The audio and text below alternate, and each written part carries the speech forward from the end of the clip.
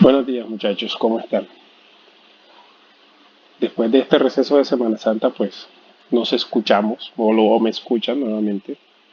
eh, Hoy con un tema nuevo eh, respecto a la comprensión de la dinámica de las poblaciones. Este es un tema que ya no trasciende solo el componente o el conocimiento eh, biológico y no. Y ya hoy la biología y las ciencias naturales toman mucha relevancia precisamente por este fenómeno en el cual nos estamos viendo involucrados, que es este encerramiento obligatorio en función del comportamiento de un virus, de un agente infeccioso, que limita nuestras dinámicas, valga la redundancia, nuestra dinámica habitual, nuestro comportamiento habitual. Entonces, con más razón, hoy cabe este tema tanto para el área de ciencias ambientales como para el área de gestión ambiental,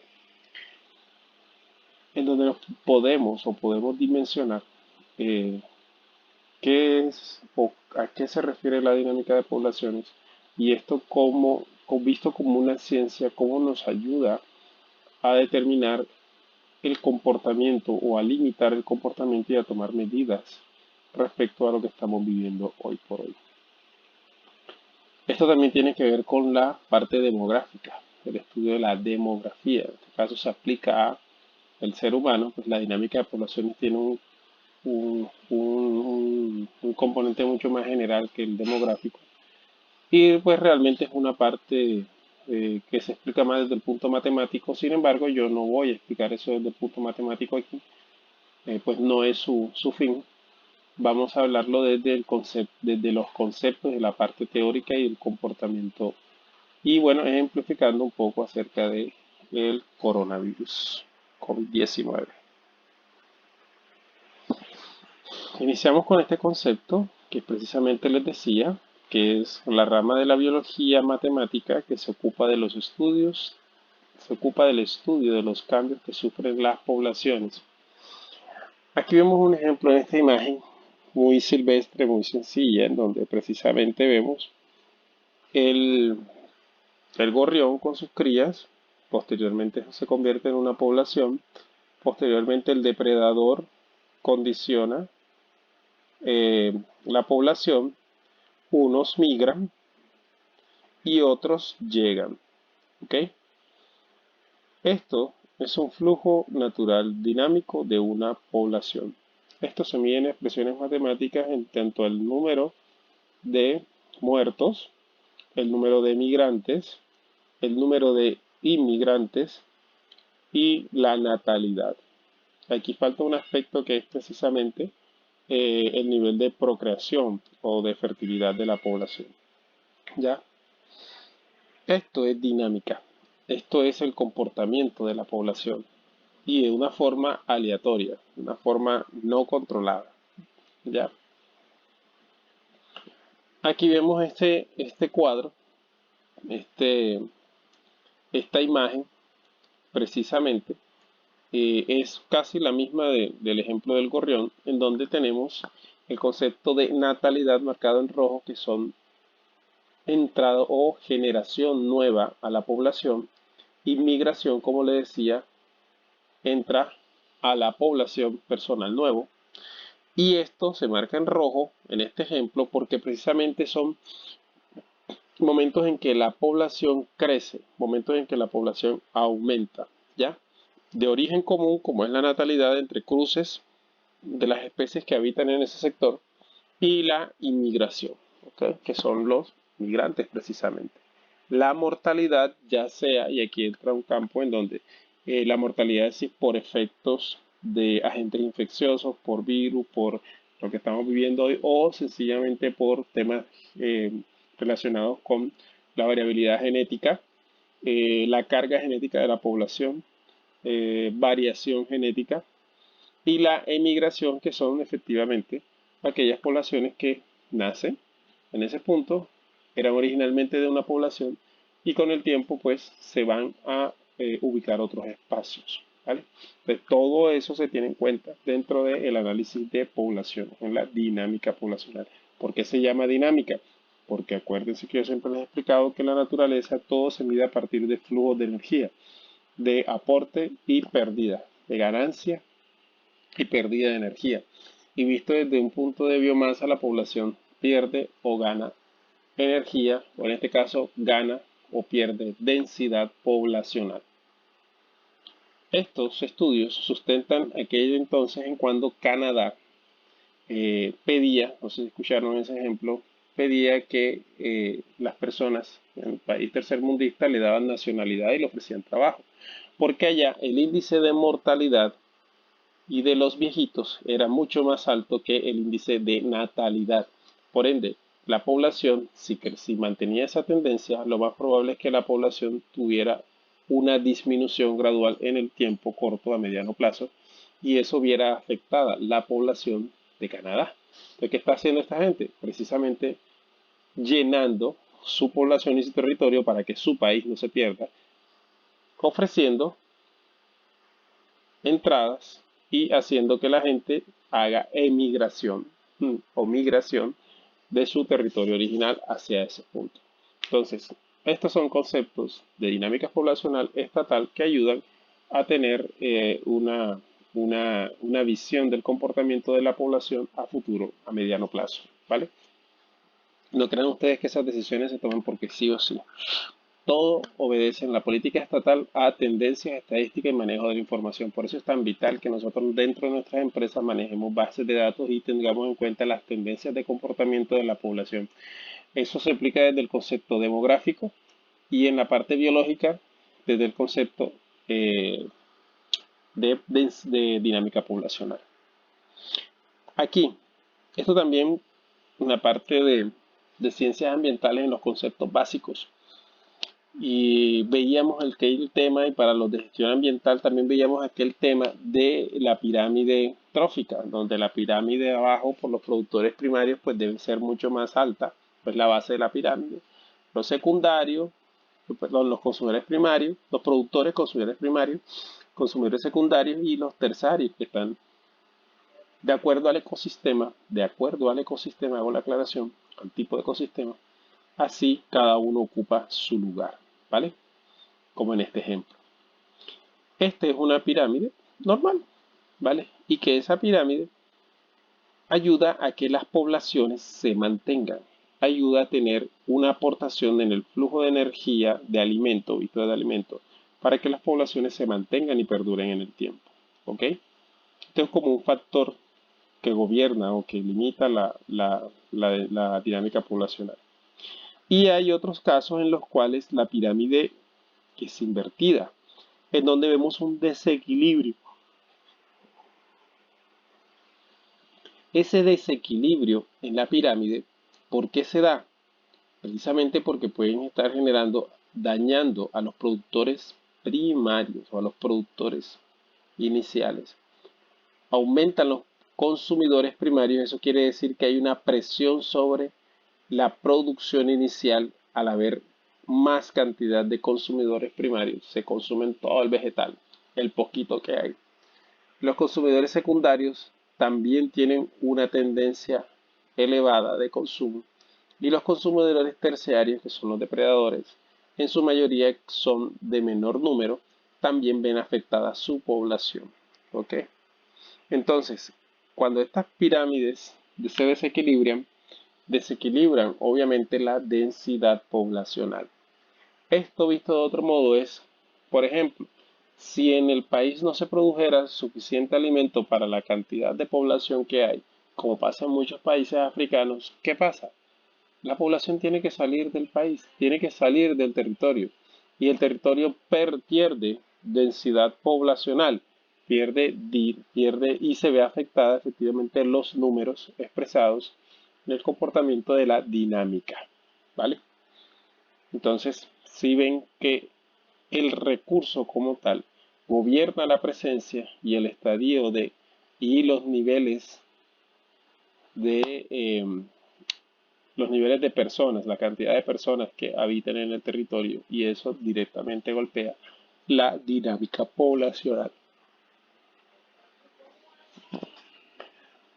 ¿Qué más ejemplo? con respecto a hoy para intentar explicar esto de la dinámica poblacional, visto de una forma sencilla. Y que los virus. Entonces, no sé si ya de pronto con algún otro profesor han tenido la oportunidad de debatir este tema, pero voy a ser muy puntual y muy claro con respecto a las posibilidades que, vistas desde la dinámica poblacional, eh, pasan por alto muchas veces en cuanto a análisis de epidemiología y de, y de virus. Entonces, un virus. ¿Qué es un virus? Aquí el concepto lo puse antes, pero ese vamos a hablar. Un virus, a grandes rasgos, es un organismo acelular. Es un organismo que está por fuera de células unicelular, pero depende de la inoculación y de la replicación de su componente genético a un huésped. En muchos casos, por lo menos en estas enfermedades de influenza, de estos tipos de influenza, como el COVID-19, que generan neumonía y terminan con una inflamación de los pulmones crónica y por colapso de intercambio gaseoso, la gente pues prácticamente muere de asfixia, eh, pues fallece. Aquí nosotros vemos en este cuadrito que dice, una droga antiviral es una droga que selecciona resistencia. Cuando nosotros nos automedicamos, y por eso en muchos casos una de las máximas recomendaciones cuando usted tiene una gripa, una infección o algo, es no se automedique, no se automedique, no se automedique. Y uno realmente piensa, es que la gente no, es que el doctor no quiere que uno se cure para que el sistema de salud, uno vaya al médico y no le quite el trabajo, porque así lo he escuchado. O no quiere que tome las pastillas, pero las pastillas me caen bien y me hacen fuerte, etcétera, etcétera. ¿Realmente a dónde va ese componente? Resulta que las bacterias, como los virus, tienden a hacerse más fuertes cuando se les aplica o uno como huésped toma antigripales o toma antivirales o toma descongestionantes o toma este tipo de cosas y selecciona, óigase bien, selecciona, esto lo hemos debatido en clase, selecciona, repito, a favor una cepa de ese virus. Quiere decir, efectivamente, usted mató una parte, pero volvió pura otra parte. ¿Qué pasa? Esa pureza hoy hace más resistente al virus.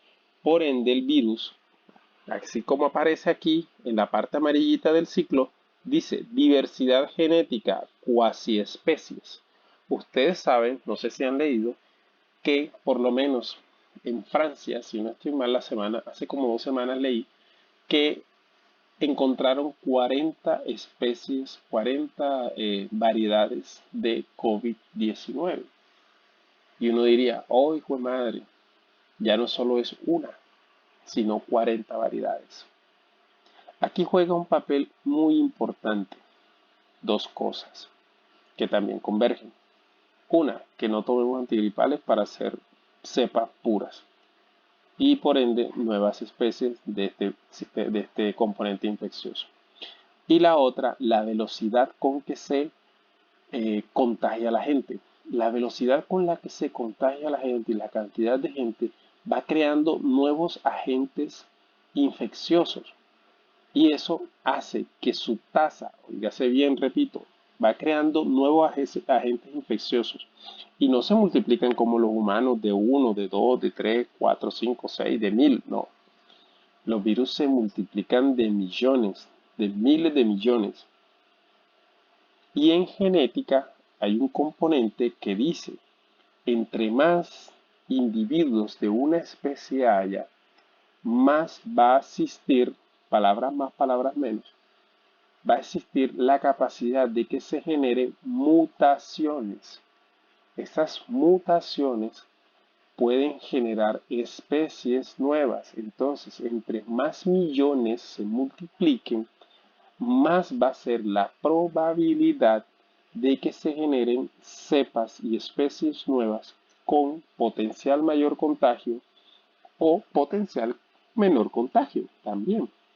Pero es una lotería.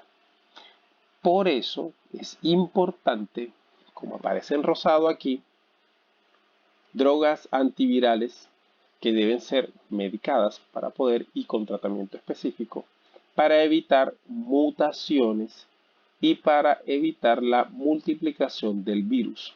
Ya, porque al final la rotación alta del virus lo que termina generando es una supervivencia del más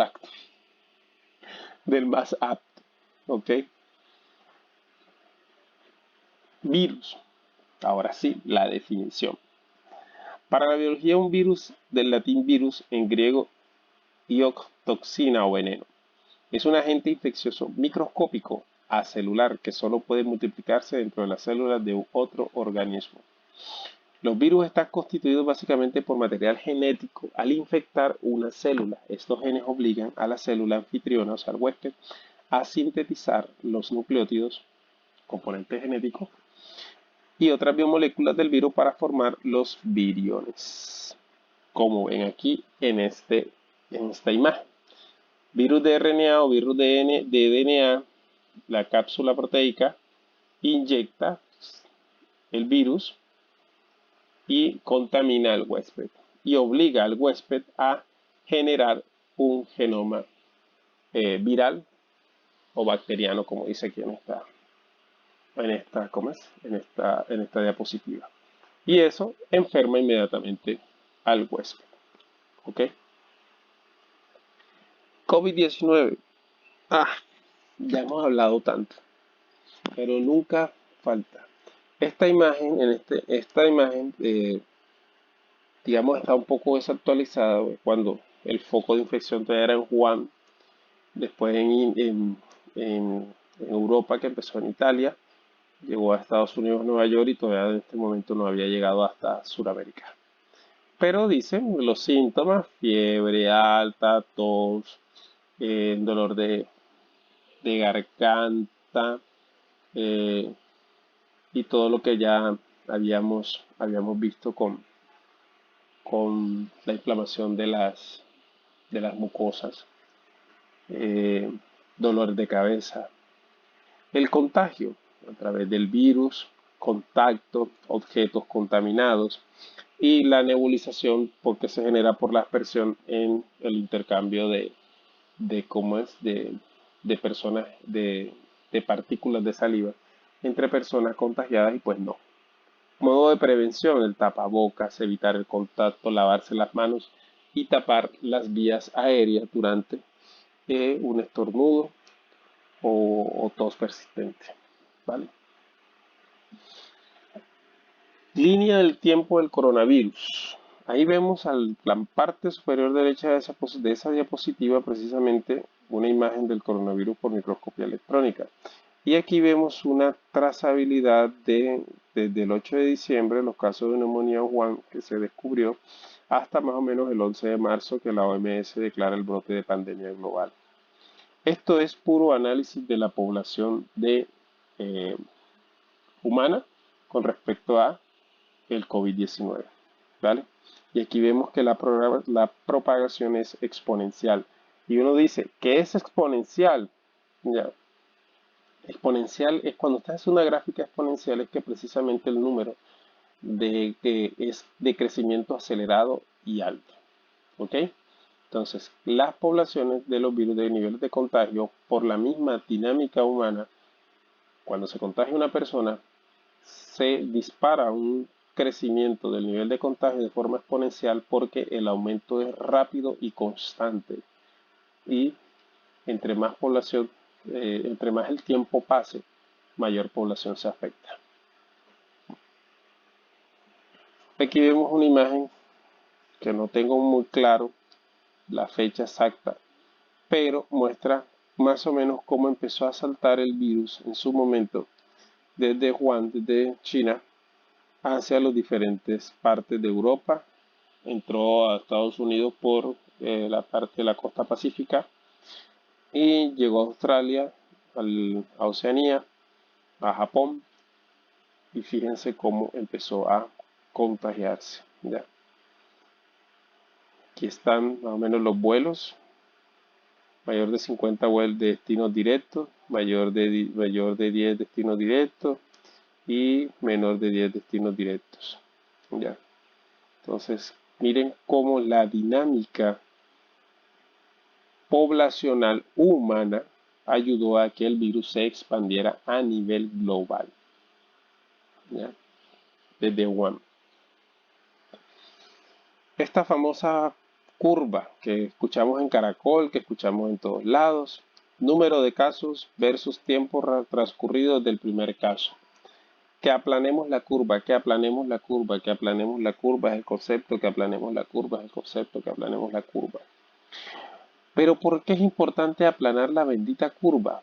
Porque hoy, dentro de nuestras casas, vemos con desespero y ansias las ganas de salir de ella e ir a hacer vueltas, ir a creer que el mundo va a ser normal después de la cuarentena. Si nosotros hacemos que el mundo sea normal después de la cuarentena sin tener una vacuna, lo que vamos a hacer es que la curva nunca va a parar de ser exponencial. Siempre va a tender hacia arriba. Y eso puede reducir la población humana en un 5%.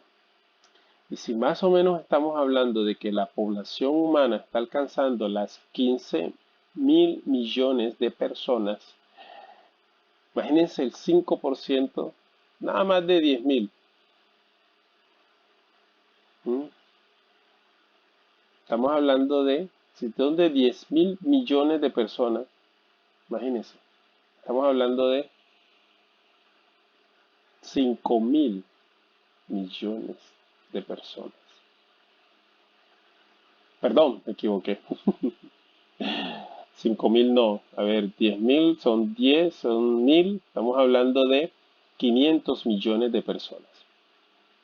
500 millones de personas. Si la tasa de mortalidad de este virus es el 5%. Entonces, si por cada 10.000 estamos hablando de 500 millones de personas, imagínense, de 15.000 estamos hablando de 700, estamos hablando de 5, casi 600 700 millones de personas. 700 600 millones de personas quizás afectados con potencial muerte si no tenemos control de este virus. Entonces, no es cualquier cosa. Si en el año 20, si no estoy mal, una peste casi que mató 2 millones de personas, la peste negra o algo así, en Europa, mató a 2 millones de personas. Y la población en ese entonces creo que no superaba, no mentira, a ver, creo que mató 500.000, bueno, creo que sí, mató 2 millones de personas.